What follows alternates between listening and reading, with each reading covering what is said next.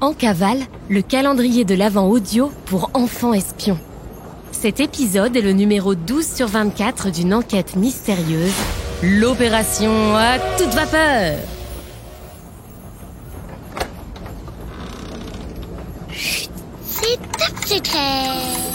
On est en cavale. On mène l'enquête.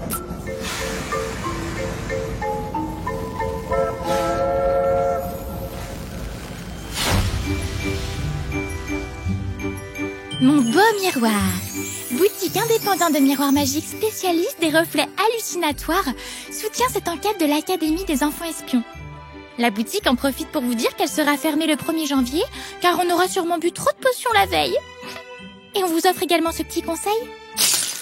Les apparences sont parfois trompeuses. Astro et Sacha se sont fait piéger dans un monde illusoire apparemment dirigé par un homme mystérieux à l'accent anglais. Alors retenue dans un affreux labyrinthe de miroirs, elle croit devenir folle lorsqu'elle découvre des milliers de reflets d'elle-même qui s'avèrent être des faux. Ce ne sont pas vraiment elles. Heureusement, la patrouille de l'Académie des enfants espions a œuvré cette nuit. Grâce à vous, le seul et unique exact reflet d'Astro a bien été identifié et l'information leur a été transmise pour les guider vers ce qui pourrait bien être une porte de sortie de cet enfer. «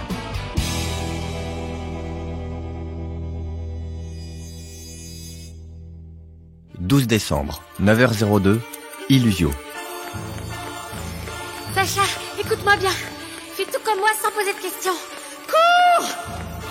Astro a de toute évidence été informé du bon reflet auquel se fier. Sans l'ombre d'une hésitation et tout en serrant fermement la main de Sacha, les deux fillettes courent à toute vitesse droit sur le miroir en question. Astro, on va se prendre le... Attendez! Non! Astro et Sacha se projettent avec vigueur sur le miroir pour le traverser et retomber brutalement de l'autre côté, sur le sol enneigé de la rue d'Illusio. Miroir! Oh, non. Allez, Sacha, on se remettra plus tard de nos émotions. On doit retourner à la gare illico presto.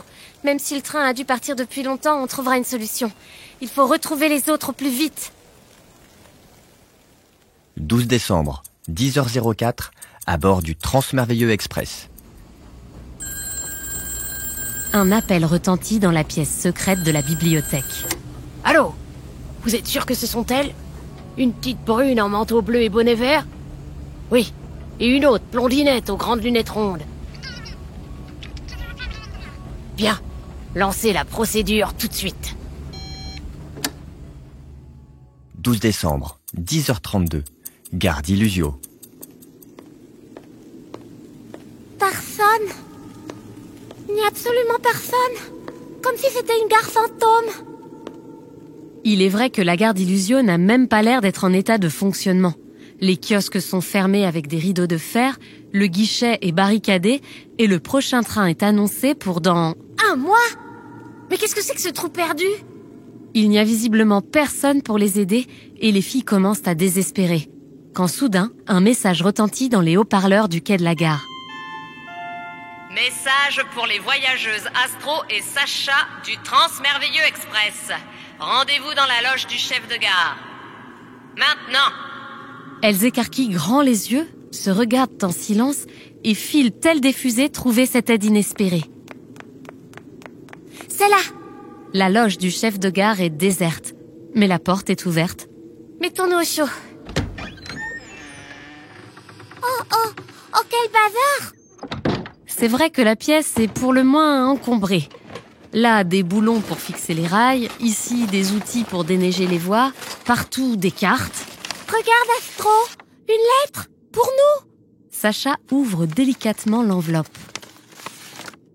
Astro, Sacha, le train a dû partir sans vous, mais il est encore temps de nous rejoindre au 2e arrêt.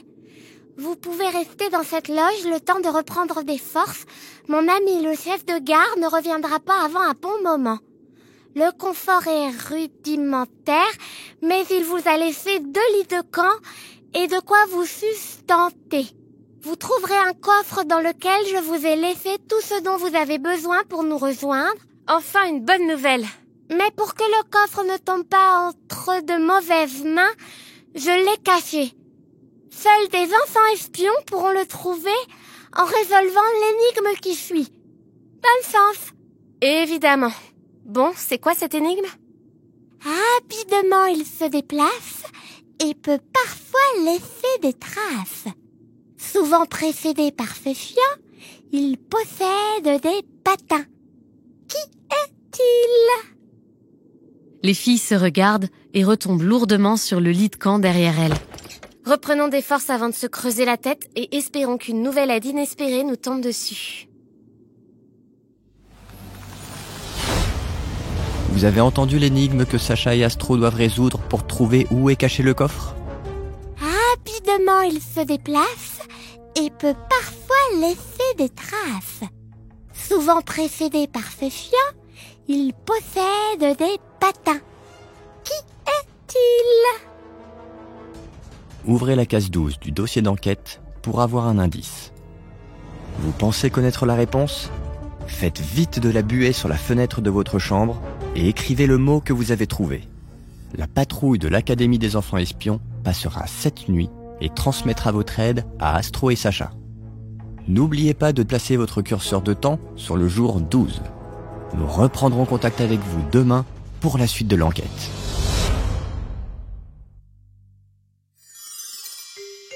Bonjour les enfants espions, c'est Simone. Aujourd'hui, je vais encore vous parler de l'histoire du train. Le train et la locomotive ont été inventés au Royaume-Uni, mais ils sont vite arrivés en France.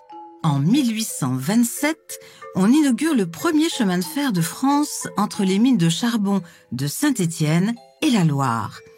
Cette ligne faisait 21 km et servait exclusivement à transporter du charbon, vous l'auriez deviné. Mais ce sont encore les chevaux qui tirent les wagons. La locomotive arrivera plus tard. Les chemins de fer se sont ensuite développés dans tout le pays et les trains pour voyageurs apparaissent rapidement. Certains même sont très luxueux, comme l'Orient Express. On y retrouve un restaurant, des lits et des salons pour s'amuser. Après la Première Guerre mondiale, les entreprises privées qui s'occupaient des trains ne parviennent plus à survivre. Il n'y a plus d'argent ni d'hommes pour travailler. Alors, l'État crée en 1938 la Société nationale des chemins de fer. Tu la connais sous le nom de SNCF. La SNCF construit alors plus de chemins de fer pour relier toutes les villes et travaille sur le train à grande vitesse pour aller aussi vite que la voiture et l'avion.